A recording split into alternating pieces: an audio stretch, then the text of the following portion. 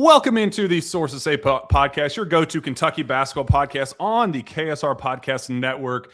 Wow, what an afternoon it has been. Joe Tipton, I'm very sorry for making you wait. Usually it's All the good. reversed. I'm usually on your time and your schedule, so I'm very, very sorry. But hey, we have news to announce. At the very, very, very top of the show, Jaxon Kohler officially down to BYU and Kentucky with a decision expected as soon as within the next couple of hours. Thursday, decision for the Michigan State transfer. But we brought you on to share the latest. What are you hearing on Jaxon Kohler? What are you expecting on Kentucky's pursuit of this 15th roster spot? We have a lot to get to.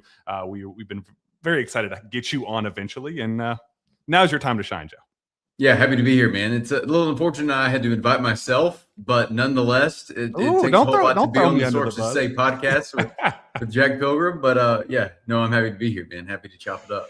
All right, well, let's dig into the most imminent news, just the timely news of the day. Jaxon Kohler, Michigan State transfer, officially entered the transfer portal on Tuesday, got his California injunction, temporary restraining order granted, allows him to enter the transfer portal, and it is officially all open season for him in his recruitment. Long phone call with Kentucky and BYU on that very first night, scheduled conversations with both schools. There were other schools that wanted to jump in the mix, but Louisville, Kansas were among the other finalists. But really, it didn't expand beyond too far beyond Kentucky and BYU. So as of Wednesday, yesterday's conversations, how did you hear things went? What was your interpretation of the Jaxon Kohler recruitment and who was expected to land the Michigan State transfer? Yeah, I think both conversations went well with both schools. I think that the Kohlers are very open to both Kentucky and BYU. You obviously releasing the news that he's down to those two schools officially don't come as too much of a surprise. Mark Pope was recruiting him while he was at BYU before taking the Kentucky job, so there's familiarity there. And then obviously Kohler is from American Fork, Utah, super close to Provo. Grew up very close to the BYU program. And even dating back to, let's just call it what it is, before he entered the transfer portal, because Jack, you and I have had conversations in the weeks leading up to this about what are the rules anymore. Like, are there rules anymore? He wasn't eligible until he got the injunction. So, you know what I mean? There's always agent talk and, how you're able to recruit these kids without actually being able to talk to them directly. But even prior, I put out an intel piece probably a week ago or so that kind of said that BYU is the front runner. I still haven't moved off of that. I still think that is the case. I will say that Kentucky is really gunning for this kid. When we'll talk about Mark Mitchell a little bit later on the show, and I think we could both agree that they're only going to get one, either Kohler, and I think some things would have to change for them to land Kohler.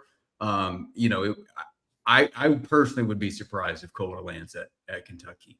I think that this is trending BYU's direction, but I will say that Kentucky is still putting the full court press on Kohler to see if he, happens to, have a change of heart. But I think there is a very real draw for him to go back home. But that isn't stopping Kentucky from really trying to push for him here in the final stretch.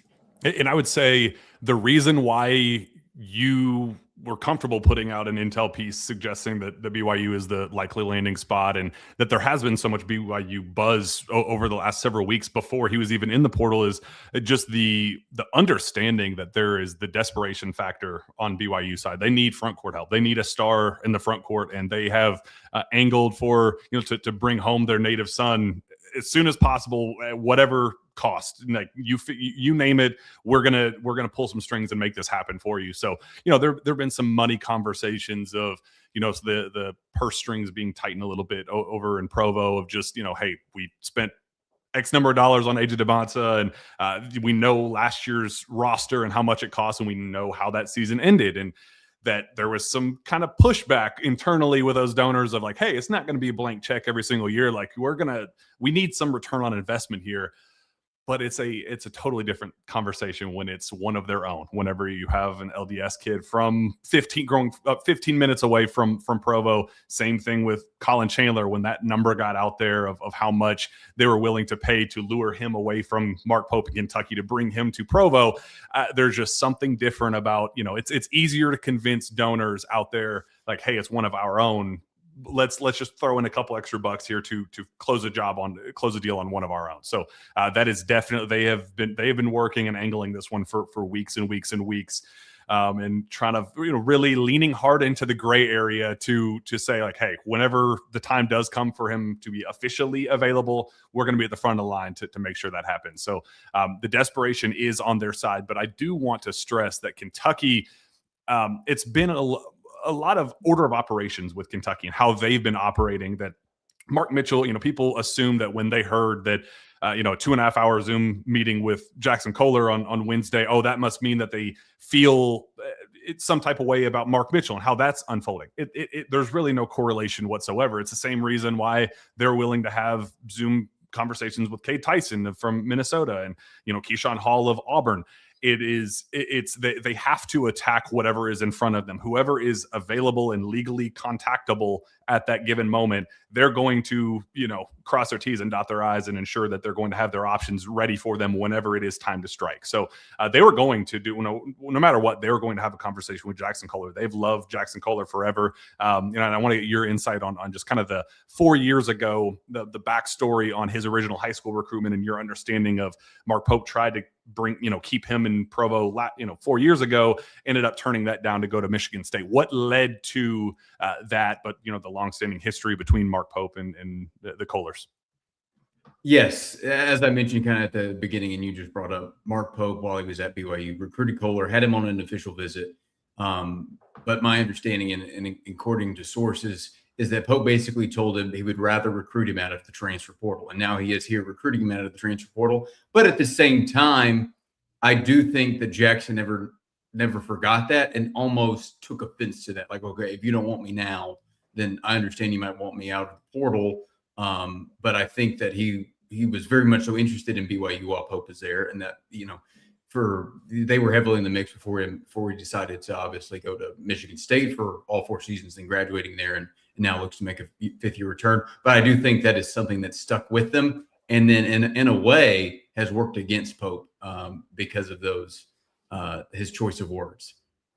There's a lot of truth to that, and I will say, like, Kentucky did do a bang up job during this Zoom call to address a lot of those concerns. Just being honest, having some conversations with those on the Kohler side of, they heard all of the talk of, oh, it's Mark Mitchell or bust for Kentucky, Mark Mitchell. And they kind of viewed it as like, well, I thought we were one of your top priorities, and, we were operating as if this would be kind of a Kentucky or BYU battle. But if you guys are, a shoe in with Mark Mitchell, then what are we doing here? So Kentucky has really done a good job of distancing itself from it being a done deal for Mark Mitchell, and saying like, no, if you're ready to commit today, like if Jaxon, if you want to be a Kentucky Wildcat, we will do whatever it takes right now. Take your commitment, and we'll move forward, and this will be our final roster. So they addressed a lot of those concerns, a lot of them, fit concerns, and, hey, BYU, like, they have a clear need for us in the front court. How would we fit in?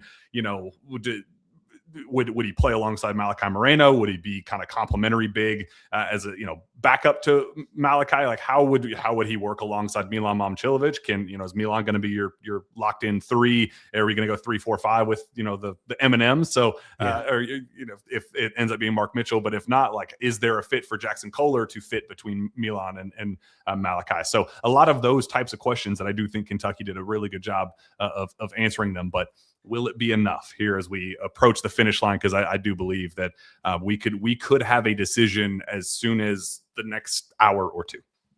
Yes, no, I'm 100% with you. And I also, just to reiterate your report about the decision coming today, I've also heard similar that they are at least planning. Now, they may not announce a decision today, but they're at least planning to make a decision today and finalize this pretty quickly. Go ahead and get out of the way. Obviously, we know college classes start. He has to get enrolled at the school of his choosing, obviously the BYU or Kentucky. So they got to kind of get the show on the road here quickly. Yeah, absolutely. And just a reminder that our show is brought to you by our friends at LG&E and KU. Saving energy can be good for your home and your wallet. With rebates from LG&E and KU, upgrading to qualifying energy efficient equipment can pay off even more. You may be eligible for rebates ranging from $250 to $1,650 on equipment such as central air conditioners, natural gas furnaces, heat pump, water heaters, and more. Learn more about the residential rebates program by visiting LGE-KU.com/cashback. Upgrade your home, save energy, and get rewarded with LG&E and KU. You broke some news yesterday, I believe, about another BYU decision portal announcement that was made that I think kind of took some fans by surprise and thought like, oh, well, there has to be a correlation between Jaxon Kohler coming because a player who could be a big time center for BYU next season has decided to enter the transfer portal. Just give some insight on that and what you're hearing on Kibakita. Yeah, I don't think it was necessarily a coincidence that Keba's announcement to enter the portal is being, you think about Kohler or BYU trending for Jaxon Kohler. Now, I don't think the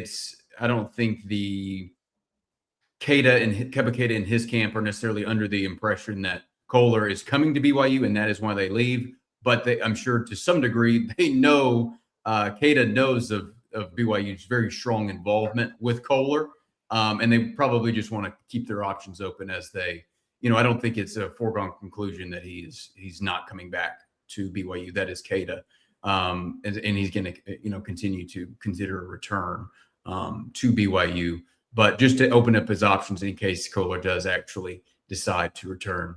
That Kohler decides to commit to BYU. The potential of that. I know you are operating as if Jaxon is going to be a BYU Cougar, but if Kentucky is able to pull off this surprise, talk to me about the fit. What would Jaxon look like in a Kentucky uniform? How do you think, putting on your analyst hat, how would he fit alongside Milan Momcilovic and Malachi Moreno? Yeah, it'll be really interesting to see because I would almost be certain that Malachi has been promised a starting role and Milan has to start as well. I mean, come on, there's no arguing that. So would it look like a Milan at the 3, Kohler at the 4, and Malachi Moreno at the 5? That would be interesting. There's a lot of firepower on that front. Defensively, it would be a little interesting. Milan guarding the wing and that sort of thing. That defense is not necessarily his forte. His forte is 3-point shot making. Every Kentucky fan on earth knows that now. But then also, I think there's enough minutes to go around for, if one of those big guys would be willing to come off the bench if they wanted to play a little bit smaller, quicker, alongside a guy like Wilkins and Zoom Diallo. So it'll be interesting, the lineup there. I think the fit is a little bit more clear cut at BYU because there is a very clear need at the 5 spot for them. There's not going to be anybody necessarily challenging that position for Kohler at BYU, and it's a little bit more up in the air what it would look like. But it would be an embarrassment of riches for Kentucky's front court to be able to the potential of Kohler suiting up with Malachi Moreno and Milan Momcilovic. Yeah, that'd certainly be a lot of fun. And I know there's, if Mark Pope talked about just the need for physicality and rebounding help, and, that's a very clear need for this team. I think Jaxon would address a lot of that stuff as perfectly as any prospect could land in his lap on August 20th. I mean, just an absolute 10 out of 10 if you're looking to address exactly what this Kentucky team is missing. And that's why, Kentucky has kind of gone against the odds and said, hey, we know it's an uphill climb. We know that, how hard and how invested BYU has been in this recruitment, but hey, we're gonna give it our best shot, while also knowing that there is another possibility waiting for them, potentially. I mean, it's kind of a similar timeline. We're in decision territory for this ruling out of Louisville for Mark Mitchell's case, and looking for a similar ruling that Jaxon Kohler got that would, a temporary restraining order that would allow him to enter the transfer portal, a new window that would open up, while also navigating,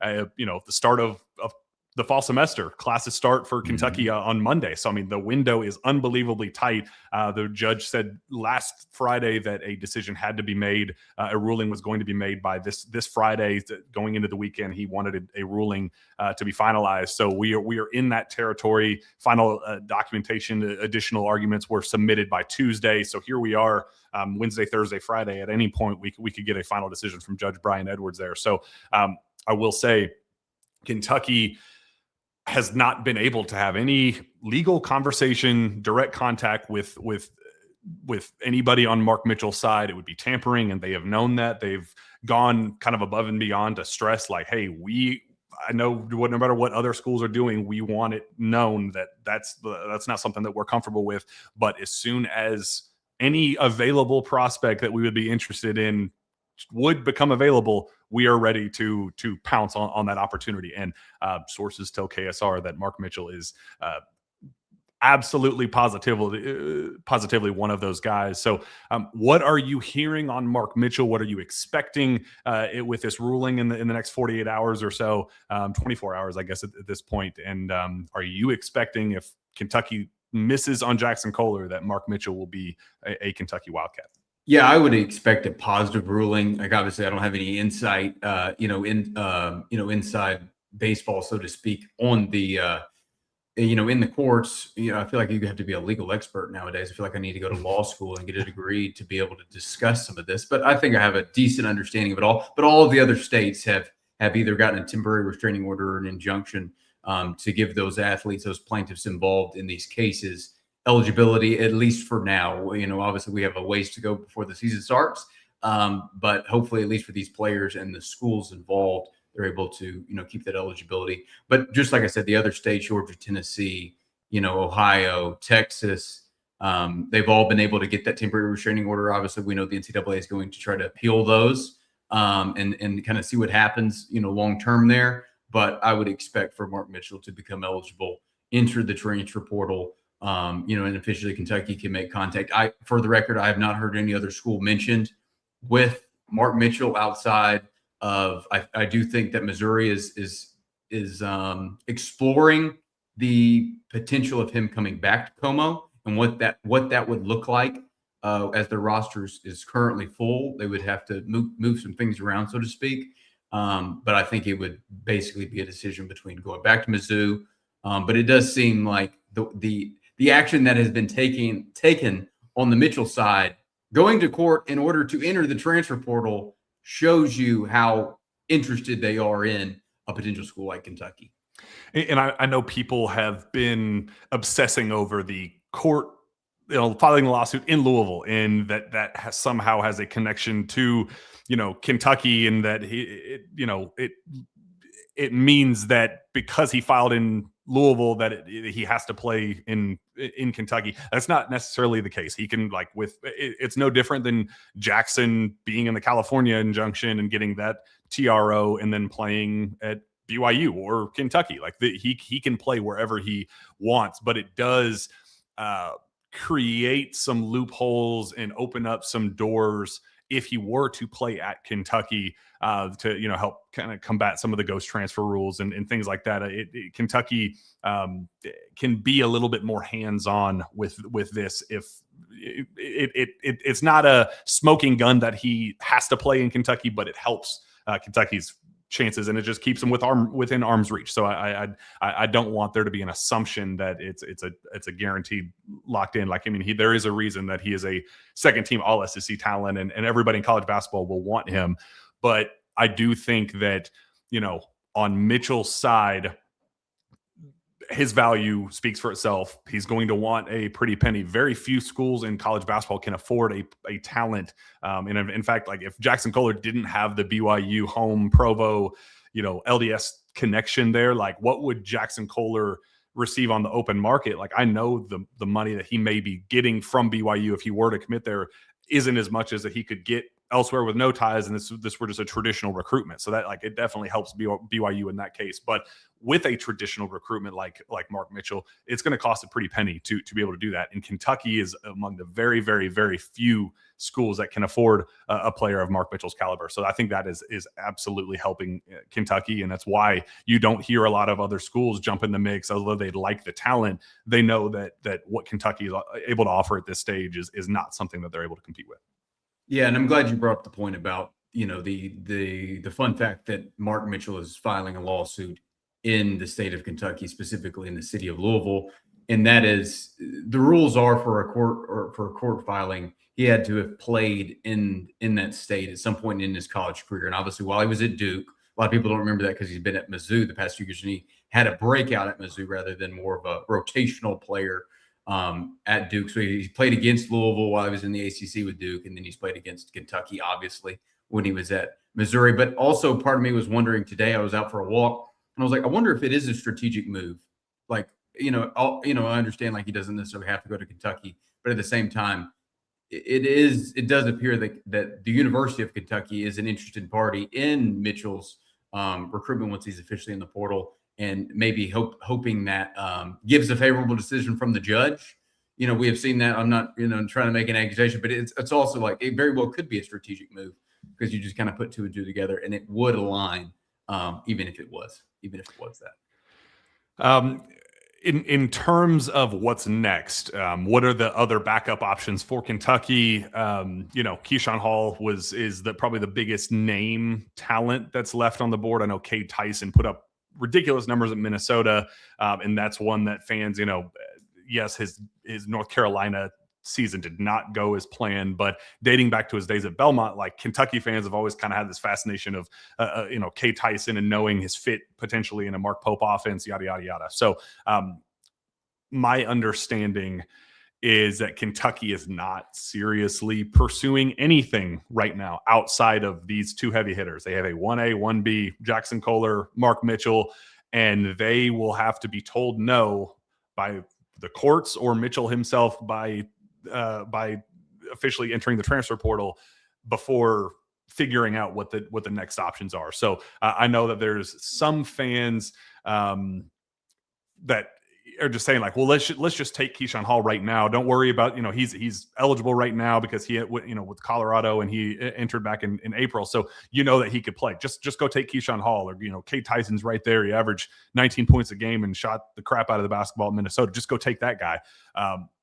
That's not how Kentucky is operating right now. They are pursuing these big fish, and they view them as like, hey, we're not going to even worry about options 2, 3, 4, C, D, E, F. We're making sure that we are going to be told no with 1A, 1B first before moving down the list. So is that something that you're hearing? Have you heard any other names associated with Kentucky that would suggest that it's not going to be Jaxon Kohler or Mark Mitchell? Yeah, I think it's pretty clear that those are their two top targets. And I think everybody else is, maybe they've, made contact with a few other guys and they're interested in another guy. But, when you think about Kohler and Mark Mitchell and their impact on this Kentucky team, they're the best players available. At least, you can make the argument maybe Keyshawn Hall, but it seems like they've kind of zeroed in or focused more so on Kohler and Mitchell. And they only have one spot remaining. Is that correct? So, so if you get one of Kohler or Mitchell, they're also max contract type of players. Like, it wouldn't surprise me if those guys are going to be making $4, $5, $6 million. Like, I think they're going to be at the very top of what the NIL market brings, especially for a player of their caliber.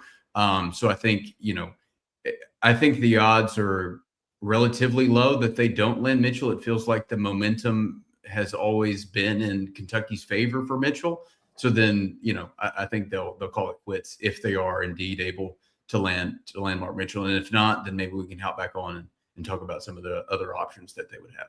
Admittedly, I hope we don't have to hop back on. I love having you on. It's a lot of fun, but it would be a lot more fun to be able to just talk about, how good Jaxon Kohler is going to be next to Malachi Moreno, or how good Mark Mitchell is going to be next to Malachi Moreno. I don't want to have to get past that point. So, Yeah. you know, and I feel similarly. You know, I just had part of the reason why we were 20 minutes late on this, because I just got off the phone with somebody very close with, you know, the Kohler situation and understanding how that's all unfolding. And, you know, they continue to stress that it is closer to a toss up than, you know, anybody is giving Kentucky credit for, and really wanted to drive home the fact that Kentucky did a bang up job and has, you know, really done their due diligence and hit the ball out of the park with their Zoom meeting, and has made a decision that I think even, you know, many parties involved with say was a relatively easy one going back to BYU, a lot tougher. I'm making no promises that it's going to be Kentucky. I'm here to tell you that Kentucky left Wednesday going into Thursday, you know, expecting that, you know, just feeling that Jackson's heart is in Utah, and that's where this is probably going to end up finishing. But they didn't feel coming out of the day that like, oh yeah, we're out. We have no chance. They were like, gut says BYU, but like, hey, I think we made things interesting. Let's see what happens. So that's kind of how I'm approaching these next couple of hours. If I had to put in a, you know, crystal ball right now, if I had to put in a, you know, my RPM, it would be, you know, Jaxon Kohler to BYU, Kentucky lands, Mark Mitchell, because he gets is TRO and is able to enter the transfer portal. But it wouldn't totally stun me if we got a little surprise of Jaxon Kohler to Kentucky, just because of you know, knowing the work that they put in and their history. And, you know, like you said, you know, they've waited for the day that Jaxon Kohler was going to enter the transfer portal, and that day finally came. So we will see what happens over the next couple of hours. But, you know, my hunch right now says that we will see Jaxon Kohler stay home, and we will then turn all of our attention to Mark Mitchell and go from there, and see what kind of pairing that would be with Milan Momcilovic and Malachi to give us 3 M&Ms.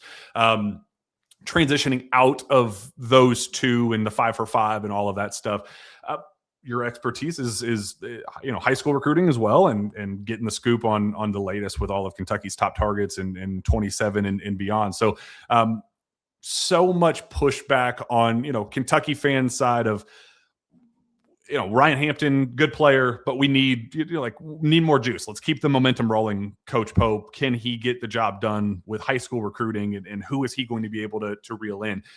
Who would you, as of this stage, say Kentucky had, you know, 3 or 4 players that you have heard the most buzz connecting Kentucky with in the 2027 class, or even 28 or beyond, that you think that, you know, should give Kentucky fans some hope that, you know, Pope could eventually get the job done there?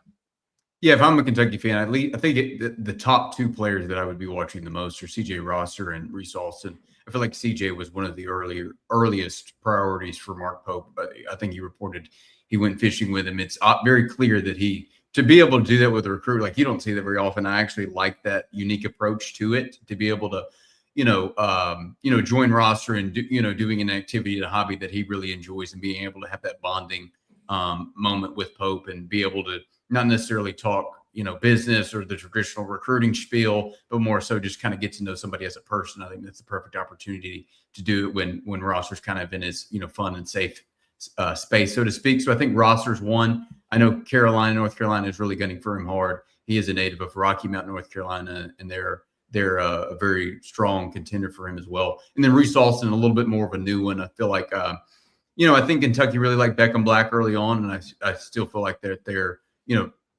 know, going to attempt to try to land him. I think the competition is pretty stiff. You know, some recruiting services have him the number 1 player in the country. He's got a handful of, you know, Duke, you know, Arkansas, you know, even North Carolina, BYU, USC. Musselman used to coach his older brother at Arkansas while he was in college, Anthony Black. So I think a lot of the attention, at least at the point guard position specifically, is now turned to Reese Alston. Obviously, you know, we reported that he went to go see him at Puma, kind of on one of those final days of the live period in July.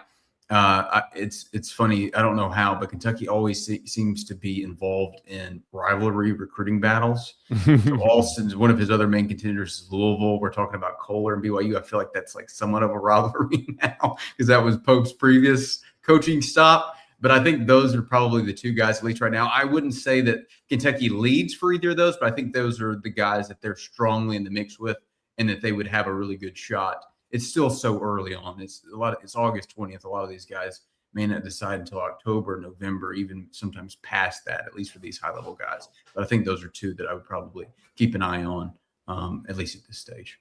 What have you heard just with, 5-for-5, the portal and chaos?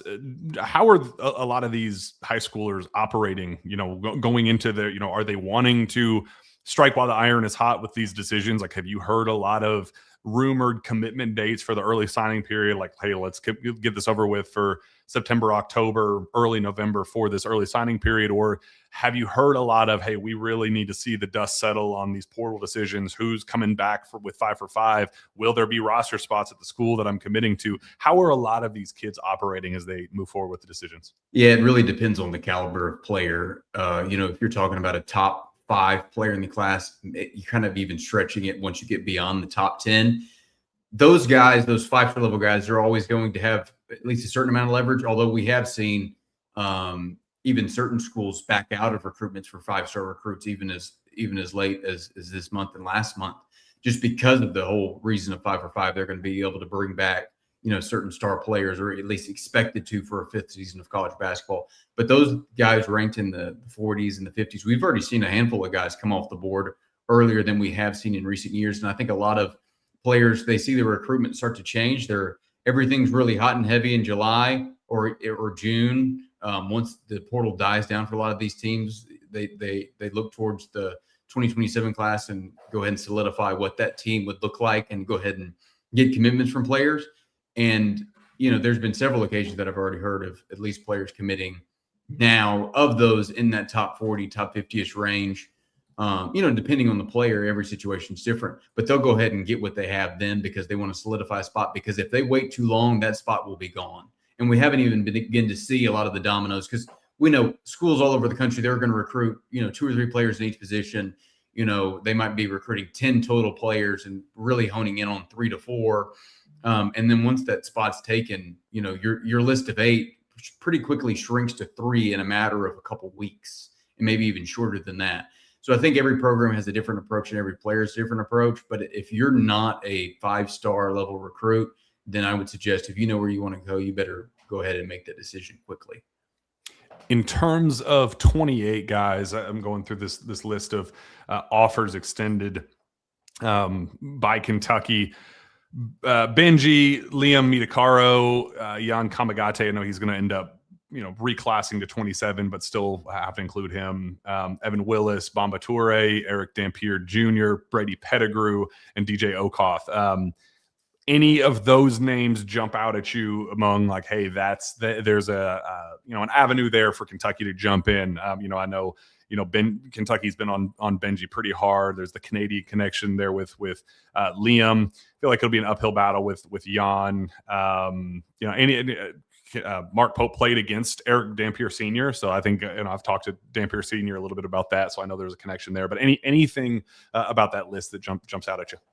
At least I think for so many of these 2028 players, like, while a lot of them might be going on unofficial visits and being recruited, that at least in June they could start hearing from college coaches directly for the first time. But in general, it's so early in this recruiting process. Like, we still have the 5-for-5 going on. Kentucky's trying to get either Kohler or Mitchell, right? And then after they get one of these guys, which could be pretty soon, obviously, then they'll turn their attention to 27 and then 28. But at least for me, like, personally, I know this is what you want to hear, but, like, I'm not even tracking the 2028 class, to be perfectly clear, just because like we're so far away. Like, we need to have this conversation in a year from now to be able to have a full understanding. But at least with somebody that you already mentioned, Benji specifically, I think he's going to be super highly recruited, and I think that is someone that Kentucky is going to be super interested in being able to see what he's done recently this summer.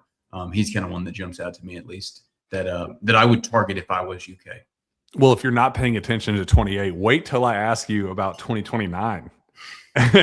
Please JJ Crawford and RJ Evans. Kentucky has offered both of those guys. I think anybody with 2 eyes and 2 ears can walk into a gym and watching the rising sophomore class. Do I have that right? Yes. Yeah. Yeah, rising sophomore. 2029 is rising sophomore. Gosh, makes me feel so stinking old. You walk into a gym and you go, hey, that guy's a pro right there. RJ Evans. Hey, that guy's a pro. JJ Crawford. Two obvious shoe-ins, and there's a reason why Kentucky offered both of those guys. Those are the you would have to be blind to not notice those two are Kentucky level talents. Any loose inklings on where they could be leaning? Any inside tracks for Kentucky with either of those guys?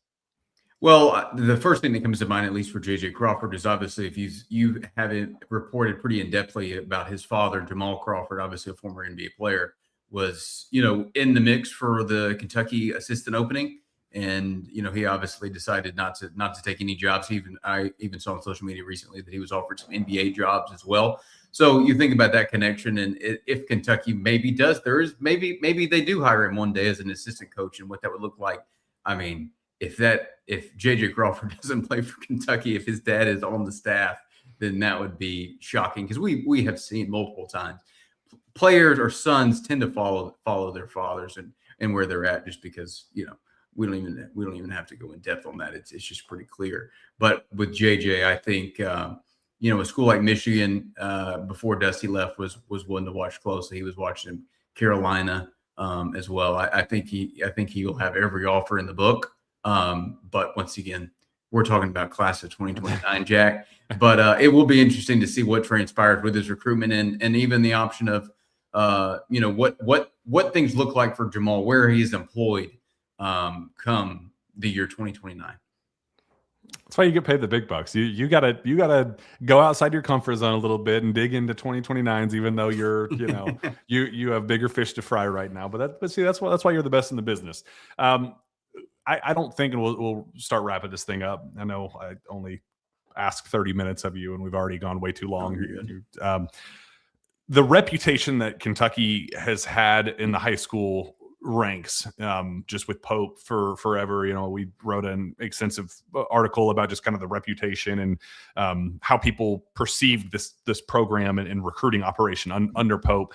How have you seen that change since that November, the early signing period last year for the 2026 class, when it really was kind of a low point of just reputation? Just feels like everybody was throwing their rocks at Pope. On my end, I have heard general positivity growing toward like, hey, kind of working some kinks out, made the hire of Mo Williams, and that has really paid off with a lot of these kids. Every interview that I did at Peach Jam over the course of the spring, every kid brought up Mo Williams.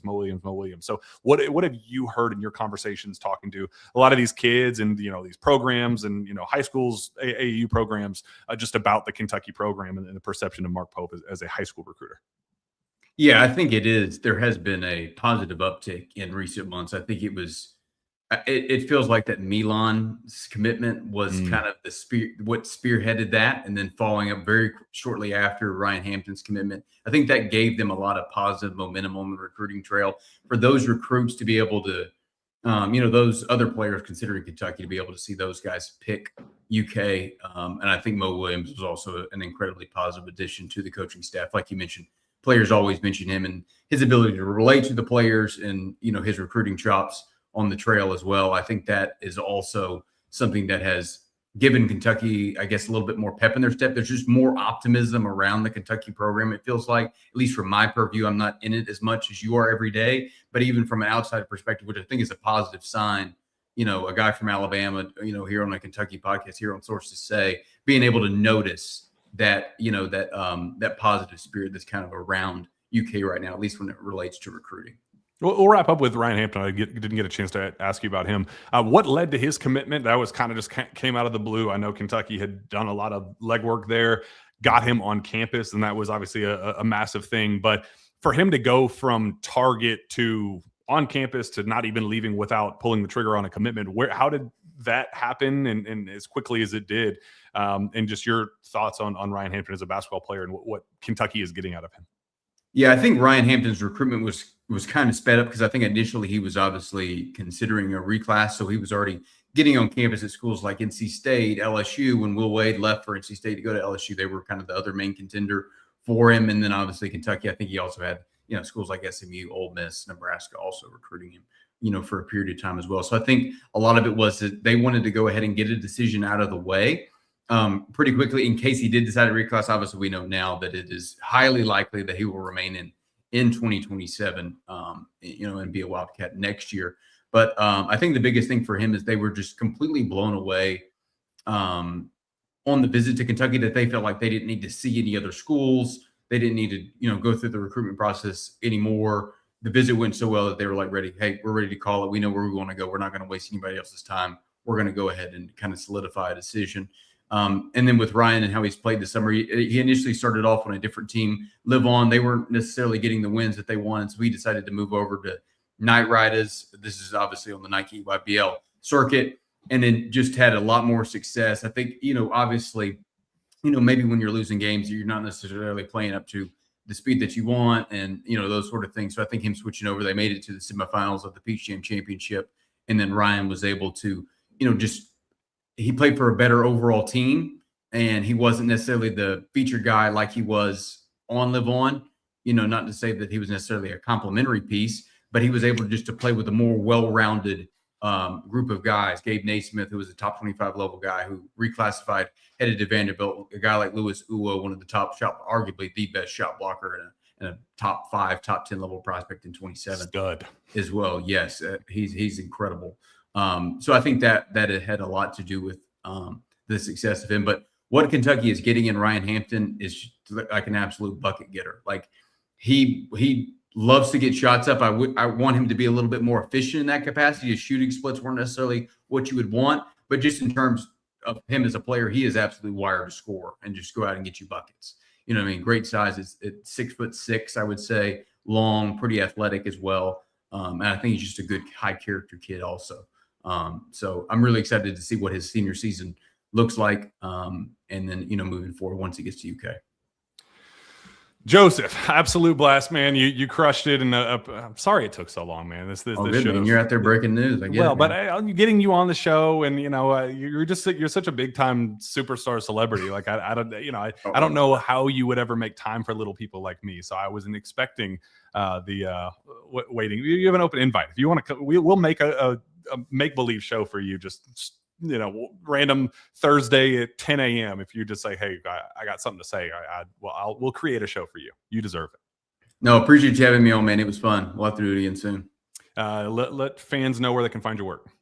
Yeah, you can find me on Twitter at Joe Tipton and Instagram at Tipton Edits, and of course online writing articles for On 3 and Rivals. You can check out my stuff there.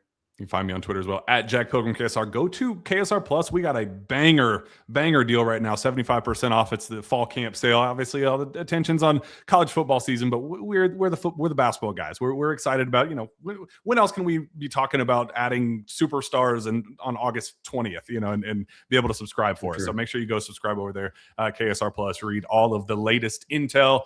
We broke the news first there. Over there. It's stressful, but I was able to break the news on the message board first about the commitment with Jaxon Kohler coming up soon, and we'll follow that closely. We'll probably do a rapid reaction or something here very shortly once we get a decision from that. So for Jack, for Joe Tipton, and for Steven behind the camera, we will catch you next time. Go Cats.